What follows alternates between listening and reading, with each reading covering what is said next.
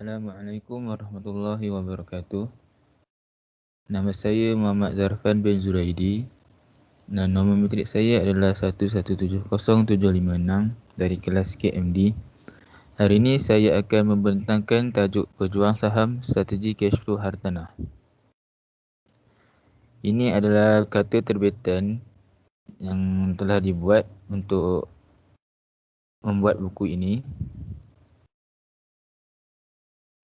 Dan isi kandungan buku ini dimulai dengan dedikasi, seterusnya pengenalan, maksud strategi, maksud cash flow, maksud hartanah, home loan calculator, positive cash flow, negative cash flow, other people money OPM, kebaikan dan keburukannya, contoh dan cara pengiraan OPM. Seterusnya adalah my own money MOM, kebaikan dan keburukan, contoh dan cara pengiraan MOM, perbezaan OPM dan MOM, cukai tanah, cukai pintu dan diakhiri dengan kesimpulan. Jadi kita mulakan dengan dedikasi. Dengan nama Allah yang Maha Penyayang lagi Maha Mengasihani, ku panjat kesyukuran kerana dapat menyiapkan buku ini untuk meningkatkan kefahaman masyarakat tentang jual beli saham. Salam sayang kepada junjungan Nabi Muhammad SAW, keluarganya, sahabatnya dan semua kaum umat muslimin dan muslimat, sama ada yang masih hidup atau yang sudah meninggal dunia. Semoga kita mendapat keberkatan daripada Allah SWT. Buku ini dikarang dan pahalanya diniatkan untuk disedekahkan kepada kedua ibu bapa. Semoga ianya dapat memberi manfaat kepada kita dan mereka di dunia dan di akhirat. Sesungguhnya, apa yang dikarang adalah berdasarkan sedikit ilmu dan pengalaman yang ingin dikongsi bersama, dan segala kesilapan adalah daripada kesilapan saya sendiri, dan segala ilmu yang baik hanya datang daripada Allah SWT. Justru itu, saya memohon maaf jika ada penulisan saya tidak menepati cita rasa pembaca, dan insya-Allah penulisan ini akan diperbaiki dari masa ke semasa. Buku ini adalah bertujuan kepada kita untuk mula berjinak dengan pelaburan saham. Terima kasih dan Assalamualaikum warahmatullahi wabarakatuh. Pengenalan. Rumah adalah sebuah tempat tinggal yang perlu ada bagi setiap orang. Ia juga dikenali sebagai aset persendirian. Tahap kemampuan seseorang juga memainkan peranan untuk memiliki aset tersebut. Dengan memahami strategi yang patut digunakan, ia boleh membawa kepada keuntungan sebagai sumber pendapatan tambahan dengan memberi sewa kepada orang lain. Oleh itu, buku ini sedikit sebanyak menerangkan tentang strategi yang boleh dipraktikkan oleh semua orang sebelum membeli sesebuah rumah di sesuatu tempat. Kita mulakan dengan apakah itu strategi. Menurut Kamus Dewan edisi keempat, strategi adalah rancangan yang teratur yang memperhitungkan pelbagai faktor untuk mencapai matlamat atau kejayaan. Strategi yang terdiri daripada 2 atau 3 rancangan atau pendekatan yang utama yang dilaksanakan sekaligus atau secara bersepadu. Selain itu, cash flow.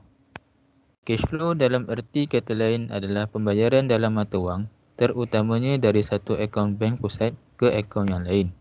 Teknik ini kebanyakannya digunakan untuk menggambarkan pembayaran yang dijangka berlaku pada masa akan datang. Oleh itu, perlu diramalkan dengan cash flow. Namun begitu, penggunaan cash flow dalam erti yang kurang ditentukan menggambarkan pembayaran simbolik ke dalam atau luar perniagaan, projek atau produk kewangan. Seterusnya, apa itu hartanah? Dalam kamus bahasa, perkataan hartanah atau lebih dikenali dalam bahasa Inggeris real estate merujuk kepada sebuah istilah undang-undang yang digunakan untuk tanah bersama dengan apa pun yang tinggal tetap di atas tanah tersebut, seperti bangunan berserta sumber aslinya. Ini adalah contoh home loan calculator. Home loan calculator adalah cara yang boleh digunakan oleh seseorang yang ingin membeli rumah dan mengetahui kadar bayaran bulanan yang perlu dibayar olehnya pada setiap bulan. Home loan calculator boleh didapati di Google dan boleh search sahaja home loan calculator dan ia akan keluar. Seterusnya, positive cash flow. Positive cash flow adalah harta yang menghasilkan lebih banyak wang daripada yang dikenakan oleh anda untuk menyimpannya. Cash flow yang positif bermaksud pelabur tidak perlu menggunakan pendapatan bergaji untuk menampung perbelanjaan harta tanah dan dengan itu membolehkan pelabur mengembangkan portfolio mereka dengan lebih cepat. Cash flow yang positif juga menampakkan seperti strategi pelaburan yang ideal, tetapi ada beberapa komponen negatif yang perlu dipertimbangkan. Sebilangan orang juga gagal mengambil kira semua perbelanjaan ketika mengira aliran tunai harta tanah. Seterusnya adalah negative cash flow. Negative cash flow dikenali sebagai harta yang mengambil lebih banyak wang daripada yang anda peroleh sebagai pendapatan sewa. Sebenarnya, mungkin memiliki harta benda yang berpengaruh negatif dengan potongan besar untuk susut nilai yang menghasilkan pengembalian cukai yang menjadikan harta itu mempunyai aliran tunai positif. Oleh itu, ia adalah harta tanah lain dan mewakili sebahagian besar harta tanah pelaburan. Perbelanjaan melebihi pendapatan sewa, pengembalian cukai diperoleh untuk mengimbangi kerugian ini. Tetapi, kerugian aliran tunai tetap berlaku. Ini adalah salah satu strategi yang boleh digunakan oleh pembeli sebelum membeli rumah. Strategi yang pertama adalah Other People Money, OPM. Istilah ini yang merujuk kepada leverage kewangan. Wang orang lain merujuk kepada modal yang dipinjam yang digunakan untuk meningkatkan potensi pulangan serta risiko pelaburan. OPM boleh digunakan oleh individu atau syarikat. Ini adalah salah satu strategi yang digunakan oleh seseorang yang ingin membeli sebuah rumah, sama ada untuk diri sendiri maupun untuk dibuat sewa kepada orang lain. Terdapat dua kebaikan OPM. Yang pertama adalah dapat kadar pulangan yang lebih tinggi berbanding strategi MOM. Yang kedua, mewajibkan peminjam untuk mengambil takaful insurans. Ini sekaligus dapat melindungi rumah tersebut daripada berlaku apa-apa yang buruk. Namun, OPM juga mempunyai keburukan, iaitu mempunyai risiko yang tinggi. Ini adalah contoh OPM.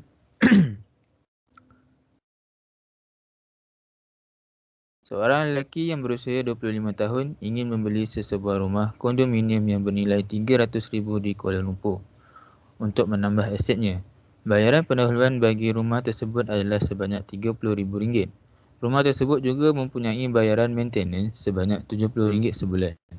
Dia ingin membeli rumah tersebut dengan memberi sewa kepada orang lain dan mengambil faedah daripada transaksi tersebut. Oleh itu, dia ingin meletakkan harga sebanyak RM1,200 kepada penyewa yang ingin menyewa rumahnya itu. Dia juga bekerja sebagai pegawai tadbir yang berpendapatan bulanan sebanyak RM5,000 sebulan. Adakah berbaloi sekiranya dia membuat sedemikian untuk mendapatkan keuntungan daripada sewa tersebut? Ini adalah jalan penyelesaian. Seperti yang kita lihat, harga rumah adalah RM300,000 dan untuk harga deposit adalah 10% daripada harga rumah, iaitu RM30,000. Jadi perbelanjaan adalah 10% daripada modal sendiri bersamaan dengan RM30,000 dan 90% daripada pinjaman bank bersamaan dengan RM270,000. Dan untuk tempoh pinjaman adalah 50 tahun dan kadar cukai pinjaman adalah 3.25%. Harga sewa bagi setiap bulan adalah RM1,200 dan maintenance adalah RM70. Ini adalah cara pengiraan OPM. Seperti yang kita dapat lihat, property price adalah harga rumah tersebut dan kita akan letakkan RM300,000. Down payment adalah harga pendahuluan, iaitu RM30,000. Loan period adalah tempoh pinjaman 50 tahun dan interest rate adalah sebanyak 3.25. Jadi seperti yang kita dapat lihat,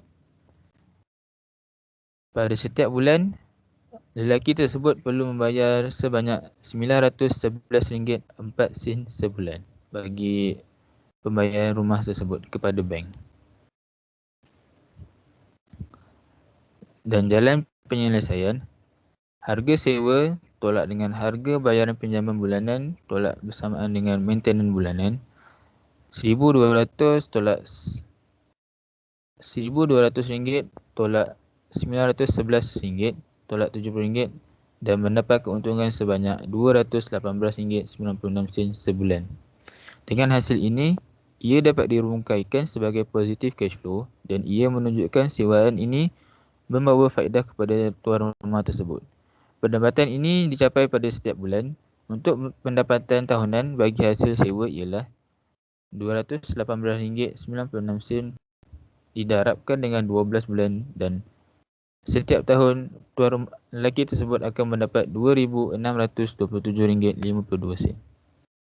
Dan return in investment bagi 1 tahun adalah hasil tahunan dibahagikan dengan modal iaitu RM2,627.52 bahagi dengan RM30,000 dan didarabkan dengan 100% dan bersamaan dengan 8.75% atau 9%. Ini menunjukkan kadar tersebut adalah baik dan ia memberi penambahan pendapatan kepada tuan rumah. Ia adalah strategi yang berbaloi kepada lelaki itu, tetapi ia mempunyai risiko yang tinggi, lebih-lebih lagi seandainya tiada penyewa yang ingin menyewa rumah tersebut. Ini adalah contoh cash flow OPM. Dengan cash flow ini, kita dapat melihat membeli rumah dan menyewa kepada orang lain boleh membawa keuntungan kepada tuan rumah tersebut. Ia sedikit sebanyak dapat membantu menambahkan pendapatan bulanan sekaligus dapat menutup modal yang telah diberi dengan menggunakan hasil daripada sewaan tersebut. Seterusnya kita bergerak kepada strategi yang kedua. Strategi yang kedua adalah My Own Money, MOM. Secara menyeluruh, strategi ini menerangkan apabila seseorang yang ingin membeli rumah tanpa membuat pinjaman bank, pembeli tersebut akan menggunakan 100% duit modal persendirian. Strategi ini juga terdapat juga kebaikan untuk strategi ini seperti dapat mengurangkan risiko. Yang kedua, boleh mengelakkan daripada mempunyai banyak hutang dengan bank. Namun, ia juga terdapat keburukan iaitu kadar pulangan tahunan adalah lebih rendah berbanding OPM. Contoh bagi strategi ini adalah seorang lelaki yang berusia 25 tahun ingin membeli sebuah rumah kondominium yang bernilai RM300,000 di Kuala Lumpur. Rumah tersebut juga dikenakan bayaran maintenance sebanyak RM70 sebulan. Dia bekerja sebagai pegawai tadbir yang berpendapatan bulanan sebanyak RM5,000.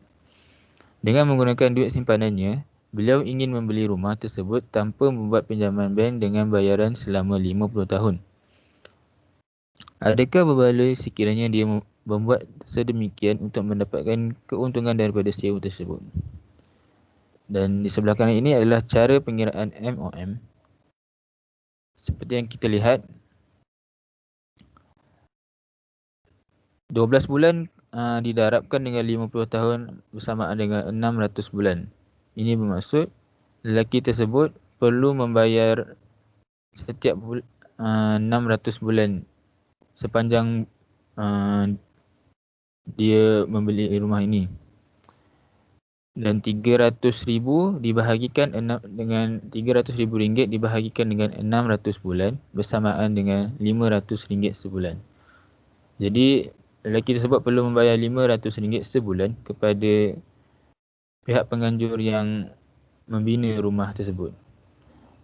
Dia juga memberi sewa bulanan sebanyak RM1,200, maintenance RM70, modal persendirian RM300,000 dan tempoh pinjaman adalah 50 tahun. Dan untuk jalan penyelesaian, RM1,200 ditolakkan dengan RM500 ditolakkan dengan RM70 bersamaan dengan RM630. Dengan hasil ini, ia dapat dirungkaikan sebagai positif cash flow dan ia menunjukkan sewaan ini membawa faedah kepada tuan rumah tersebut. Untuk pendapatan tahunan bagi hasil sewa ialah RM630 didarabkan dengan 12 bulan bersamaan dengan RM7,560 setahun. Dan return in investment untuk bagi 1 tahun adalah RM7,560 dibahagikan dengan RM300,000 didarabkan dengan 100% bersamaan dengan 2.53% ataupun 3%. Ini menunjukkan kadar tersebut adalah baik dan ia memberi penambahan pendapatan kepada tuan rumah. Ia adalah strategi yang agak berbaloi kepada lelaki itu kerana ia mempunyai risiko yang rendah dan tidak terikat dengan mana-mana pinjaman. Ini adalah contoh cash flow bagi strategi MOM. Cash flow ini menunjukkan dengan membeli rumah tanpa mengambil sebarang pinjaman juga boleh mendapatkan pendapatan pada setiap bulan. Namun, kadar pulangan untuk tahunan bagi strategi ini adalah lebih rendah jika ingin dibandingkan dengan strategi OPM tersebut. Tetapi, risiko bagi strategi ini adalah rendah dan lebih selamat.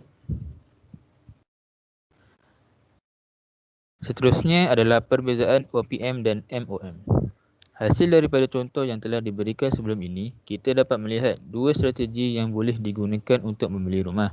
Ia adalah penting terutamanya kepada pembeli yang ingin membuat rumah tersebut sebagai rumah sewa kerana mereka perlu tahu strategi yang sebaiknya agar mereka dapat mencapai tujuan membeli rumah tersebut. Kita juga dapat melihat risiko yang perlu ditanggung bagi strategi MOM lebih rendah berbanding OPM. Ini juga menunjukkan cara pembelian mesti betul dan tidak melakukan kesilapan supaya pembeli tidak mengalami kerugian. Sebagai contoh di atas, kita dapat melihat perbezaan yang ketara bagi kadar pulangan tahunan iaitu 9% bagi OPM dan 3% untuk MOM. Ini menunjukkan OPM mempunyai kadar hasil yang lebih baik untuk mendapatkan semula modal yang telah dikeluarkan daripada MOM. Walau bagaimanapun, tempoh pembayaran rumah tersebut adalah sama bagi kedua-dua strategi iaitu 50 tahun, tetapi kadar pulangannya yang berbeza. Namun, risiko yang perlu ditanggung oleh pembeli yang menggunakan strategi OPM adalah lebih tinggi dari MOM. Hal ini adalah kerana pendapatan bagi sewa rumah adalah bergantung pada penyewa. Seandainya ada yang ingin menyewa rumah tersebut, ia akan mendatangkan keuntungan. Jika tidak, ia akan menyebabkan kerugian yang berat untuk ditanggung oleh pembeli. Dengan cukai pinjaman yang perlu ditanggung oleh peminjam, ia akan menambah beban kepada orang tersebut. Selain itu, ia juga boleh menyebabkan rumah tersebut dilelong oleh bank kerana ketidakmampu pembeli untuk membayar rumah tersebut berbanding dengan MOM yang tidak terikat dengan mana-mana pinjaman. Perkara ini boleh memberi situasi yang buruk dan boleh jadi seseorang itu disenarai hitamkan oleh bank daripada meminjam sebarang wang untuk membeli sesuatu aset selain daripada rumah. Perkara yang memainkan peranan paling penting dalam urusan membeli rumah ini adalah pengurusan kewangan. Dengan mempunyai kewangan yang baik, ia dapat memberi faedah yang terbaik kepada pembeli. Dengan menggunakan contoh sebelum ini, apakah yang akan terjadi sekiranya lelaki tersebut ingin membeli dua rumah untuk dibuat sewa? Apakah strategi yang patut digunakan untuk mendapatkan keuntungan?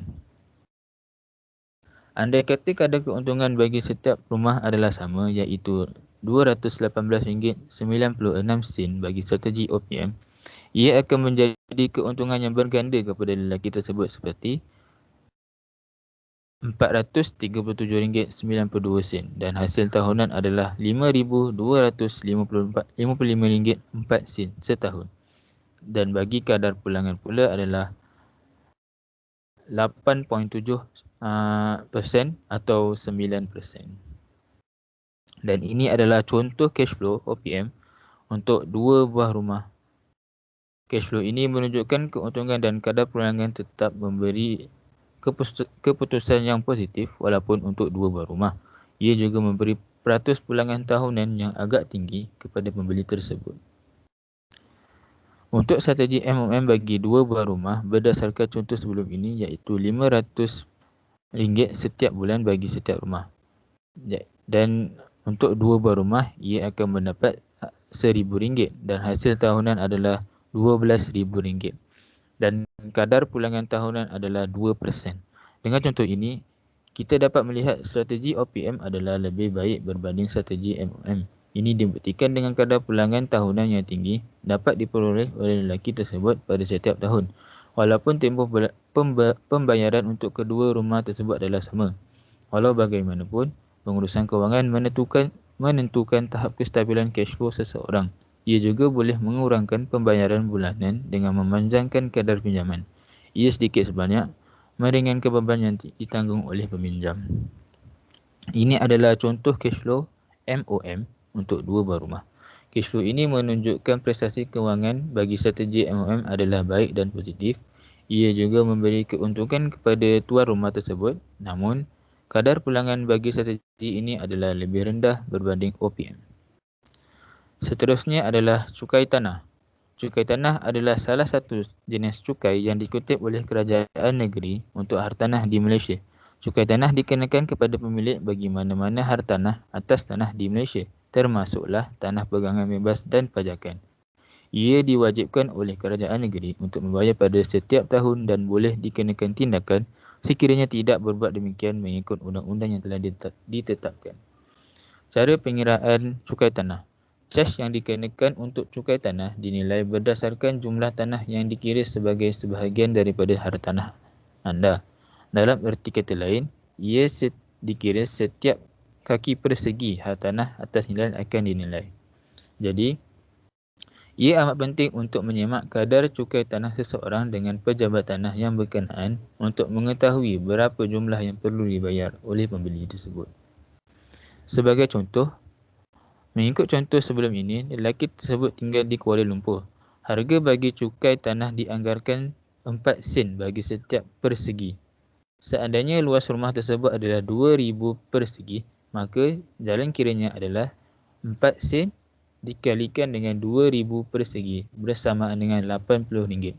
Jadi, harga cukai yang perlu dibayar oleh tuan rumah tersebut adalah RM80 setahun. Berdasarkan contoh di atas, kita dapat melihat nilai bagi cukai tanah dan cukai tanah adalah tidak terlalu tinggi untuk dibayar. Harga cukai tanah juga bagi setiap negeri adalah lain mengikut pejabat tanah masing-masing. Ia juga telah diwajibkan untuk setiap pemilik membayar cukai tanah kepada pejabat tanah yang berkaitan pada setiap tahun. Seterusnya adalah cukai pintu. Ia adalah cukai tanah tempatan yang dikutip oleh Majlis Pembandaran Tempatan untuk menampung kos membangun dan mengekalkan infrastruktur serta perkhidmatan tempatan. Semua pemilik hartanah perlu membayar cukai pintu dari hartanah kediaman seperti banglo, kebangunan perindustrian seperti kilang dan tapak perkilangan. Seandainya seseorang itu memiliki tanah dan membina bangunan atas tanah tersebut, maka diwajibkan untuk membayar cukai ini. Antara fungsi cukai pintu adalah untuk membantu untuk membayar perkara-perkara seperti cahaya lampu di tepi jalan, pembersihan taman, pengumpulan sisa perbandaran dan akhir sekali adalah lain-lain pekerjaan untuk menjadikan tempat tinggal lebih baik dan selesa. Untuk cara pengiraan cukai pintu, ia adalah 4% daripada nilai sewa tahunan hartanah kediaman bagi setiap rumah. Jumlah sebenar berbeza dari negeri ke negeri. Sebagai contoh, dianggarkan hasil daripada sewaan rumah tersebut adalah RM1,000 sebulan dan bagi hasil tahunan adalah RM12,000. RM12,000 ini akan didarabkan dengan 4% bersamaan dengan RM480 setahun. Oleh kerana cukai pintu perlu dibayar 2 kali setiap tahun, pemilik rumah perlu membayar RM240 pada setiap 6 bulan. Antara denda yang boleh dikenakan seandainya pembeli tidak membayar cukai adalah notis pembayaran akan dikeluarkan oleh pihak berwajib, waran tangkap jika gagal membayar penalti, dan yang terakhir adalah aset boleh disetar dan dirampas. Denda ini hanya boleh dikeluarkan oleh pihak hartanah dan majlis pembandaran di kawasan yang terbabit. Adalah digalakkan kepada semua pemilik hartanah bagi membayar cukai kepada pihak yang berkenaan agar tidak berlaku kesusahan seandainya tidak bayar, ia akan menyebabkan tanah anda berada dalam keadaan berisiko tinggi atau lebih buruk kehilangan tanah tersebut. Ia juga boleh membantu untuk menjaga keharmonian di setiap kediaman yang diduduki. Dan akhir sekali, pesanan, dinasihatkan agar tidak terlalu mengikut nafsu untuk menambahkan aset, sebaliknya menumpukan untuk menyelaraskan pengurusan kewangan agar lebih stabil sebelum membuat keputusan untuk menambahkan aset. Kemampuan seseorang juga antara aspek penting bagi memiliki harta yang berkos tinggi. Dengan cukai yang perlu ditanggung, ia amat memerlukan kewangan yang kukuh agar tidak berlaku sebarang perkara yang tidak diingini. Secara kesimpulannya, perancangan yang teliti amat penting bagi seseorang pelabur atau pembeli. Ia boleh mempengaruhi tahap prestasi kewangan bagi setiap orang yang berkecimpung di dalam bidang ini. Setiap orang menginginkan keuntungan yang banyak dan konsisten pada setiap bulan.